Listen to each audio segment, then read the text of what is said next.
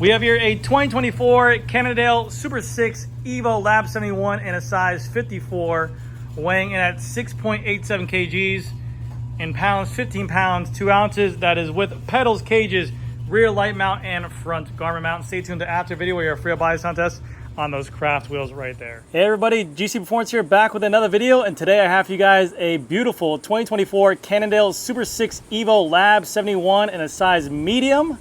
And as you guys saw, weighed right in around 6.8 kgs, and it was with pedals, cages, power meter, and also garment mount. This was one of the most beautiful colors I had in the LAB71 option, so I had to do a video on it. One of my buddies actually went from his Tarmac S-Works SL8 56 down to a size 54 in the Super 6 because of the fact that the geometries seem to stack up pretty similar, and he was able to run a little bit longer stem with it as well. So the bike turned out amazing.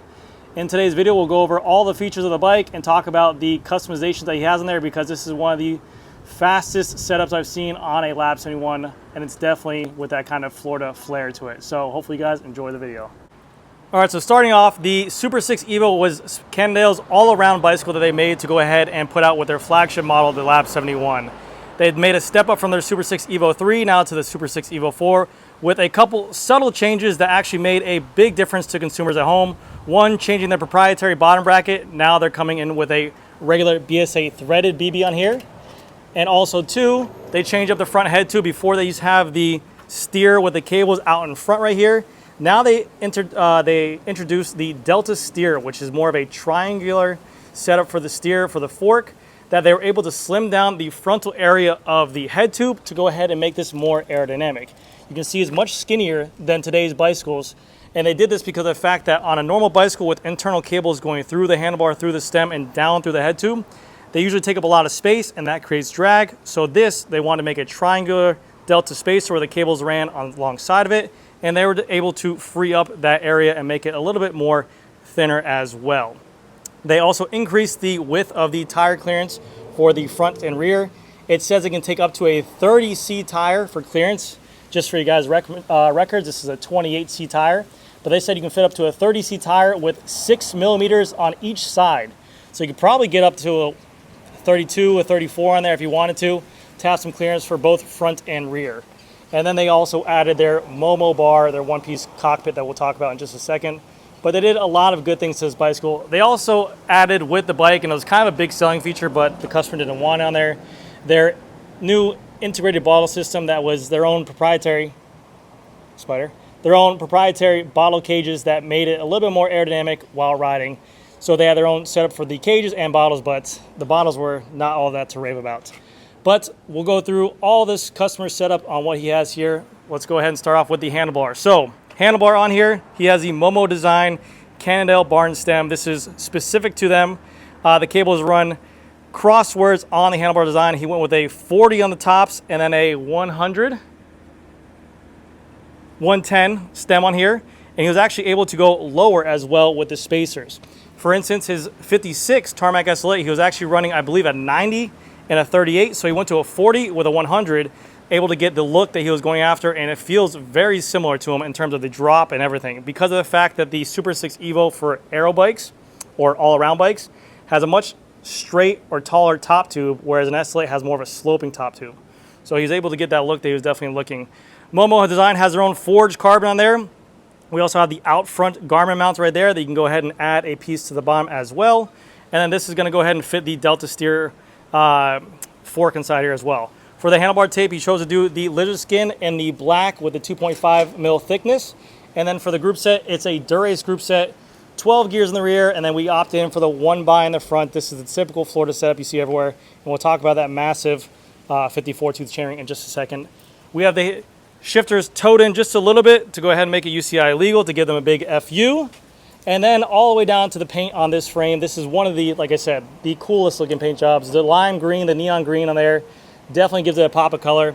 Kind of seems to be a Nardo gray for the finish, and like a mud gray. It looks really, really good. And then they have this nice purple kind of color in the front as well. But you can see how much thicker that fork is compared to that front head tube. Way beefier front fork on there. For the wheels on here, the customer went with a pair of craft racing wheels. You can find those over at Panda Podium. But these wheels in specific are one of the most popular wheel sets by Craft Racing. Wheel sets are $1,680. It's a 50 front, 60 rear. The internal rim width on the front is a 25. The internal rim width on the rear is a 23. A very trendy, but also competitive tire and very capable rim as well. You have bladed spokes with their own craft hubs, ceramic bearings inside there. The wheel set for the 50-60 front, for the 50-60 set together is estimated around 1,280 grams, which is crazy lightweight. You have the Craft Racing logo right there, and then also the customer opted in for the carbon tie 140 rotors. Again, that's something that you are seeing a lot of companies not able to do now. They're making their own proprietary forks with their own proprietary front disc brake calipers on there as well. So this one you're actually able to run 140, which is, again, a lot of people like to do down here because we don't need that massive 160 rotor on the front. It's just extra weight. We're literally going through 200 feet of climbing for a 30-40 mile ride, so it's kind of unnecessary. Tires he's chose to ride on here are the Grand Prix 5000 in a 700 by 28C configuration, and these are the regular tubed version. These tires are around 225 grams, whereas an STR would probably be around 300 grams. So you're saving a good solid 70 grams per wheel by going to the regular tubed tire on there. And he paired it with a Pirelli tubes inside there and the 60 front and 85 rear. But it's a very, very, very light setup he has on here. Here's a good look at the carbon tie rotor on the side, which is always nice. For the down tube, you have the Cannondale logo right there. And now for the bottom bracket, like I said, Cannondale went away from their proprietary bottom bracket and they went to a normal BSA threaded. And we kind of seen the whole industry go to this with their more standard BSA because of the fact that they just want longevity, they want reliability, they don't want to have to deal with warranty issues, which we've seen a ton of with any kind of company doing their own proprietary bottom brackets. It's good to see an industry standard come back that makes it easier for bike shops, easier for consumers, and in the long run it gives people a more enjoyable experience. But what is this BB right here? This is a ceramic speed in the oil slick color that is actually limited edition and only found in Singapore. It's a Shimano BSA spindle in a 24 millimeter, and it's a coated version as well. This one, like I said, you can only get this thing located over in Singapore, which is really cool, and it actually ties in really well with like the pop of color that you see on there, so it looks really, really nice. He does have a Stages power meter crank on here in a 165 millimeter configuration with also Dura-Ace pedals on there. Going over to this side, we have the Cannondale logo right here, and then if you were running an 11-speed or a different type of Di2 junction box, this can also be a place for your 11-speed junction box in here as well. For the bottle cages, you have a bottle cage position right here and here and here, and then also right here and here. You have a bunch of frame plugs here, size 54 here, and then they even give this little thing right here, neon colors may fade, because, you know, neon colors may fade. For the crank, like I said before, it's a 165 millimeter crank, but then this is the showstopper of the bike. It looks aesthetically very well in a 1x. I think this is one of the best looking 1x cranks if you can push it. But the massive chainring, it's a 54 tooth Garbrook,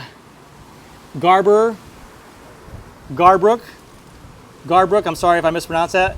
It's a Garbrook chainring that matches the aesthetics of a Shimano Dura-Ace crank perfectly. And again, he chose to do a 54 tooth chainring. And he has a gear range in the back. Like I said, we have little hills here. 1130 tooth cassette in the back, but what this does with the 54 tooth chainring, it's making him ride more in the middle range of the cassette to allow for a better efficient chain line there, which is really nice. You can see we have here a ton of clearance as well for that 54 tooth, which is nice. So always good. One thing that we noticed about Cannondale is that their front derailleur braze-on mounts look to be riveted inside the frame, so you can't remove that if you wanted to, so it's pretty much stamped onto the frame there. You have the nice little LAB71 logo right there. Good amount of tire clearance in the back. And then going to the back of the derailleur, like I mentioned before, we have a Dura-Ace chain with a Dura-Ace cassette and 1130, but he has here a Dura-Ace rear derailleur with a ceramic speed OSPW. And then also, he just added this recently, the frames and gear direct mount hanger that you've seen kind of Pogacar ride in Tour de France. These are very popular amongst Shimano derailleurs. They clean up a lot of clutter that you usually have with this derailleur hanger. The whole idea behind it is you get rid of this attachment piece that attaches this derailleur that attaches to the bike itself, and it makes for an easier wheel change on the go or just even at home. It's very, very nice. It also saves up weight and it looks better. I think it looks much, much better. Rear rotor as well is a 140 carbon tire rotor. And then, like I mentioned before, for the wheel, it's the exact same as the front, the Craft Racing wheel, but in a 60 depth wheel configuration. But yes, very, very nice. And same tires as well, Continental 5000s, and then a TPU Pirelli tube inside there as well. That's a good shot from back there, back there. And then for the seat post on here, it's their own proprietary seat post. He went with a 0 offset post on here by Cannondale. And Cannondale is now known to have this really, really thin seat post on here.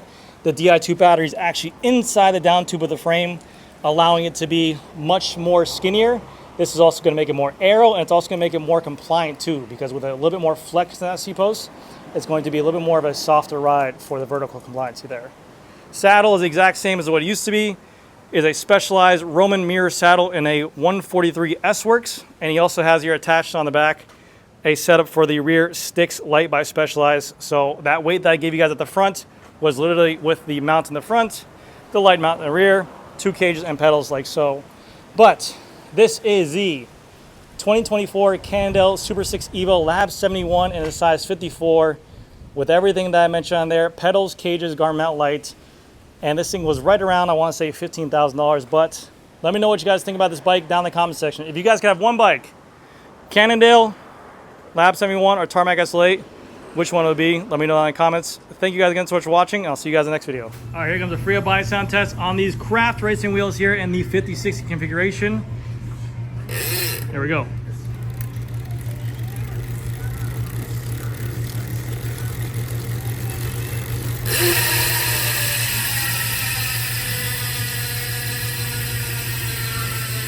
That thing just wants to push at 54 all day.